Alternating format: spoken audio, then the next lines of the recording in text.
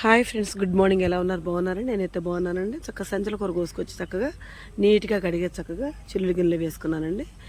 కాసిన ఉల్లిపాయ ముక్కలు, కాసిన ఎండుమిరపకాయ ముక్కలు రెడీగా పెట్టుకున్నానండి. కొంచెం ఎల్లిపాయలు కుట్టేసి పక్కన పెట్టేశాను. చక్కగా ఇప్పుడు నూనె పెట్టేసుకొని ముందుగా మనం ఎల్లిపాయలు వేసేసుకున్నామండి. నెక్స్ట్ వచ్చేసి ఎండుమిరపకాయలు వేద్దాం. తర్వాత ఉల్లిపాయలు వేసేసుకున్నామండి. ఎండుమిరపకాయలు వేగాలి కదా, వేగిన తర్వాత వేసేద్దాం.